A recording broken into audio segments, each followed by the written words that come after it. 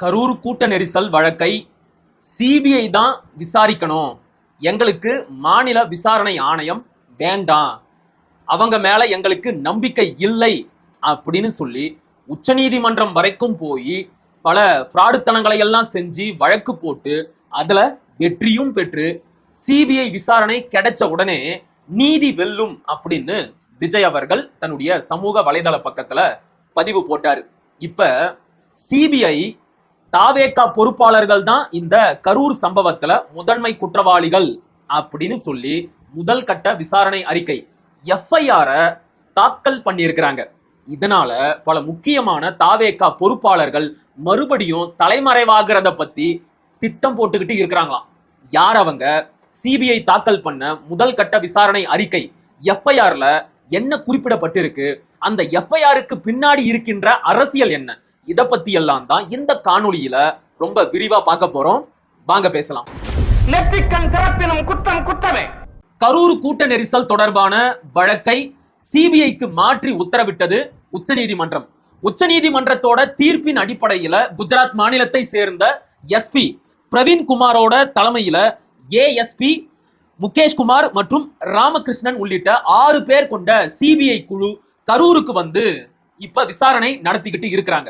இவங்க நடத்துற விசாரணையை கண்காணிக்கிறதுக்காக ஓய்வு பெற்ற உச்சநீதிமன்ற நீதிபதியான அஜய் ரஸ்தோகி தலைமையில் அமைக்கப்பட்ட சிறப்பு விசாரணை குழுவில் தமிழக பிரிவு ஐபிஎஸ் அதிகாரிகளான எல்லை பாதுகாப்பு படை ஐஜி சுமித் சரணோ, டெல்லி ரிசர்வ் போலீஸ் படை ஐஜி சோனல் மிஸ்ரா ஆகியோரும் இணைஞ்சிருக்கிறாங்க. இந்த சிறப்பு விசாரணை குழு சிபிஐ நடத்துற எல்லா விசாரணைகளையும் தொடர்ந்து கண்காணிச்சுக்கிட்டே இருக்கிறாங்க. அப்படிப்பட்ட சூழல்ல தான் சிபிஐ கரூர் குற்றவியல் நீதிமன்றத்துல தங்களுடைய முதல் கட்ட விசாரணை அறிக்கை எஃப்ஐஆர தாக்கல் செஞ்சிருக்கிறாங்க. அதுல உள்ள தகவலின் அடிப்படையில இந்த கரூர் சம்பவத்தை பொறுத்த வரைக்கும் தாவேகா நிர்வாகிகள் தான் முதன்மை குற்றவாளிகள். A1 குற்றவாளி கரூர் மேற்கு மாவட்ட செயலாளர் மதியழகன் தான் முதல் குற்றவாளி, A1 குற்றவாளி. A2 குற்றவாளி தாவேகா பொதுச் செயலாளர் புசி ஆனந்த்.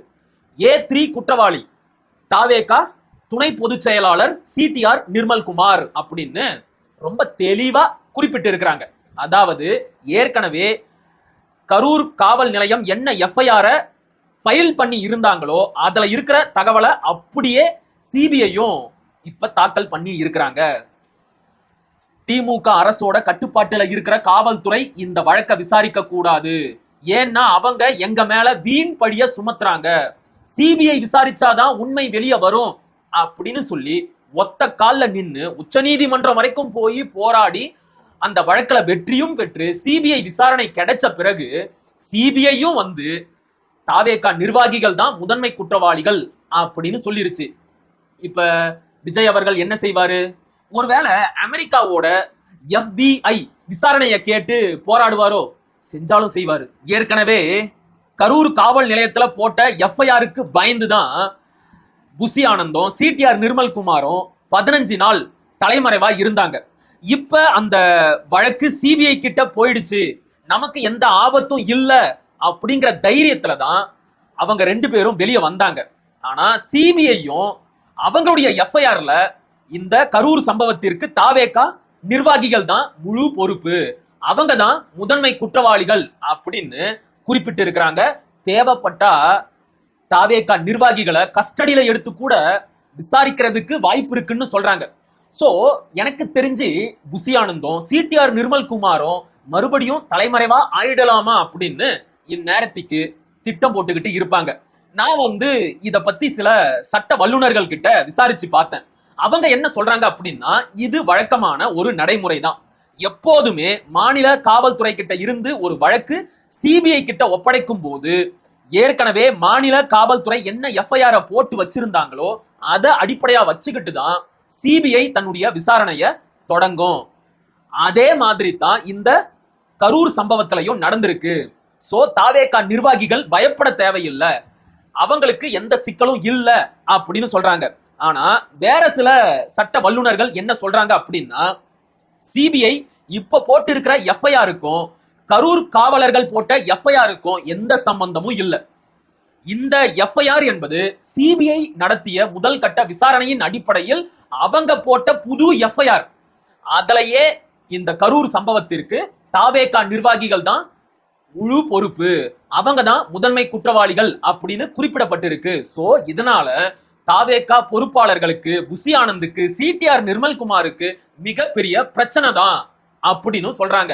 எது எப்படியோ விசாரணை அடுத்த கட்டத்திற்கு நகர்ந்தால் மட்டுமே நாம ஒரு தெளிவுக்கு வர முடியும். இப்ப இந்த எஃப்ஐஆர்ல இருக்கிற சட்ட சிக்கலை எல்லாம் ஒதுக்கி வச்சுட்டு இதுக்கு பின்னாடி இருக்கிற அரசியலை பத்தி கொஞ்சம் அலசி பார்க்கலாமா? இந்த கரூர் சம்பவத்திற்கு பிறகு விஜயை எப்படியாவது அதிமுக பாஜக கூட்டணிக்குள் கொண்டு வந்துடணும் அப்படின்னு அதிமுகவும் சரி பாஜகவும் சரி பல முயற்சிகள் செய்யறது நமக்கு நல்லாவே தெரியும். ஆனா விஜய் தரப்புல இருந்து எந்த ஒரு பாசிட்டிவான பதிலும் அதிமுகவிற்கும் கிடைக்கல, பாஜகவிற்கும் கிடைக்கல. எடப்பாடி பழனிசாமி தன்னுடைய மகனை வச்சு விஜய் கிட்ட 2 முறை ரகசியமா கூட்டணி பேச்சுவார்த்தை நடத்தினாரு அப்படின்னு தகவல் வந்திருக்கு.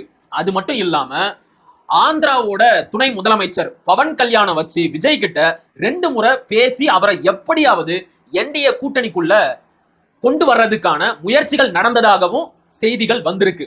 ஆனா இந்த முயற்சிகள் எதுக்குமே விஜய் தரப்புல இருந்து எந்த ஒரு நம்பகமான பதிலும் வரவே இல்லை.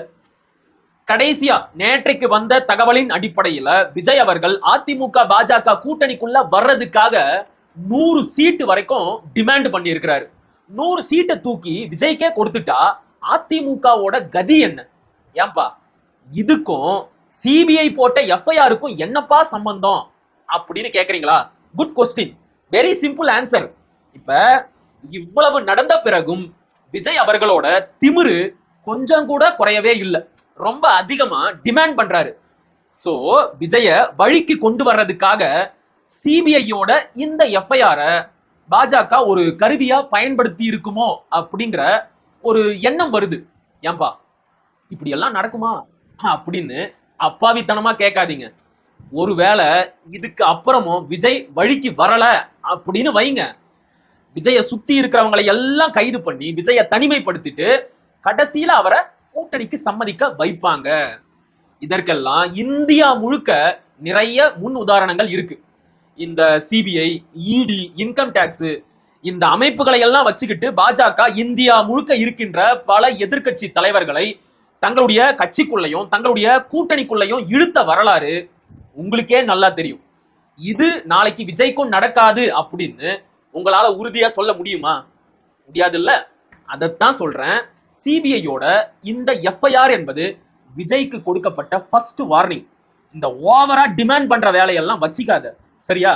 ஒழுங்கு மரியாதையா கொடுக்கிற சீட்டை வாங்கிட்டு கூட்டணிக்கு வந்து சேரு, இல்லைன்னா நீ பண்ண தப்பையெல்லாம் நான் வெளியிடுவேன் அப்படின்னு மறைமுகமா பாஜக ஒரு மிரட்டல் விட்டு இருக்கலாம்ல.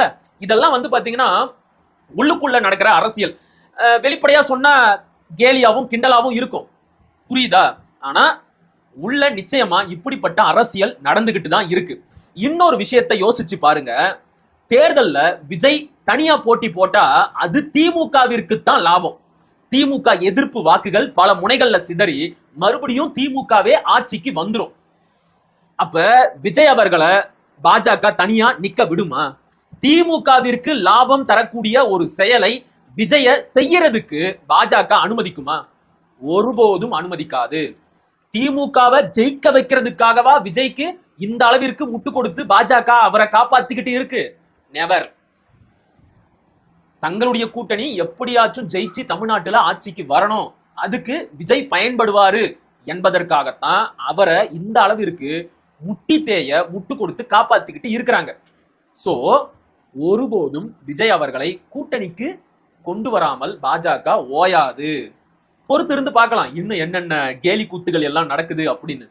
80 விழுக்காடு கட்டாயமா விஜய் அவர்கள் அதிமுக பாஜக கூட்டணிக்கு போவாரு. அவருக்கு வேற வழியே இல்லை. முட்டு சந்துல நிக்கிறாரு. யாராச்சும் ஒருத்தர் கையை கொடுத்து மேல தூக்கி விட்டு காப்பாத்தினா உண்டு, இல்லைன்னா அவரால வெளியே வர முடியாது. புரியுதா? மீண்டும் ஒரு காணொலியில் சந்திப்போம்.